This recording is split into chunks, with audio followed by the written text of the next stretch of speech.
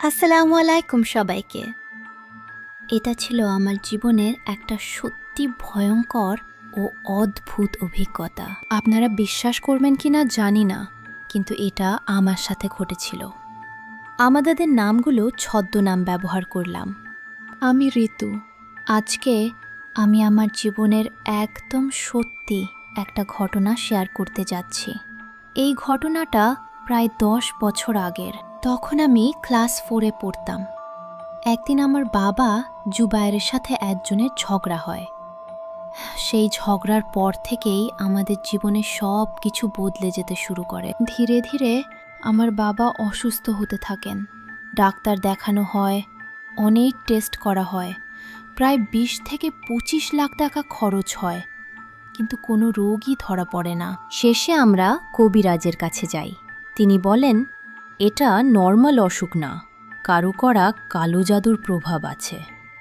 অনেক চেষ্টা, অনেক কবিরাজ দেখানোর পরেও আমার বাবা সুস্থ হননি। শেষ পর্যন্ত 2016 সালে আমার বাবা আমাদের ছেড়ে চলে যান। আমাদের ওই রকম টাকা পয়সা ছিল না, মা চলে যায় বিদেশ আমার সুখের জন্য। এরপর থেকেই আমার জীবনে শুরু হয় অদ্ভুত সব ঘটনা। আমি হাঁটলে মনে হতো কেউ আমার পেছনে হাঁটছে।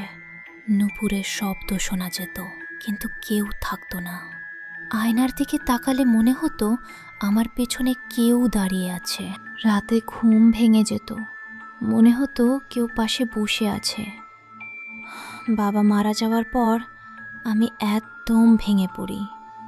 আমি ডিপ্রেশনে চলে যাই। শুধু মায়ের সাথেই থাকতাম। মা সেলিনা ওয়াশরুমে গেলেও আমি পেছন পেছন যেতাম। মা রান্না করলে পাশে দাঁড়িয়ে থাকতাম। কিন্তু হঠাৎ করে আমি বদলে যেতে থাকি। মা যখন বিদেশে চলে যায়, আমি মায়ের সাথে কথা বলা বন্ধ করে দিই। মাকে মা বলাও বন্ধ করে দিই।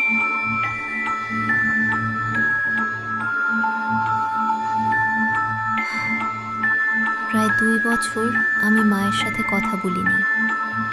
এমনকি 4 থেকে 5 বছর পর্যন্ত মাকে মা বলেই ডাকিনি।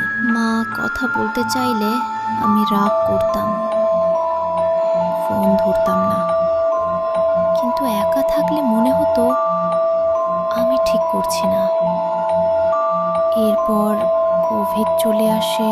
সবাই ঘরে থাকলেও আমার অদ্ভুত ভয় কমেনি। রাতে ঘুম ভেঙে যেত, মনে হতো কেউ আমার পাশে আছে। এরপর আমি ইন্টারমিডিয়েটে উঠি। হঠাৎ এক সময় আমি খুব অসুস্থ হয়ে পড়ি।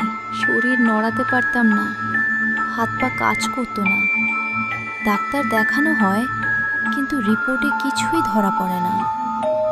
শেষে আবার একজন কবিরাজ বলেন, আমার ওপর খুব খারাপভাবে কালো জাদু করা হয়েছে। এমনকি এমনভাবে করা হয়েছিল যাতে আমি ধীরে ধীরে আমার মায়ের কাছ থেকে দূরে সরে যাই, আর একটা সময় মারা যাই। অনেক চেষ্টা, অনেক দোয়া, অনেক রুকিয়া পড়ার পর ধীরে ধীরে আমি আবার সুস্থ হতে শুরু করি। আমি আবার মায়ের সাথে কথা বলা শুরু করি, আবার মা বলে ডাকতে শুরু করি। আজকে আলহামদুলিল্লাহ আমরা সবাই ভালো আছি। আমার মা এখনো বিদেশে আছেন, ভালো আছেন। আগে আমি দাদু বাসায় থাকতাম। আম্মু নিজের টাকায় একটা বাড়ি কিনেছে, এখন এখানেই থাকি। আমি কলেজে লেখাপড়া করছি, আর নানুও আমাদের সাথে থাকেন। 2 বছর আগে আমার নানা মারা যায়। শেষ কথা, সবাই আমাদের জন্য দোয়া করবেন।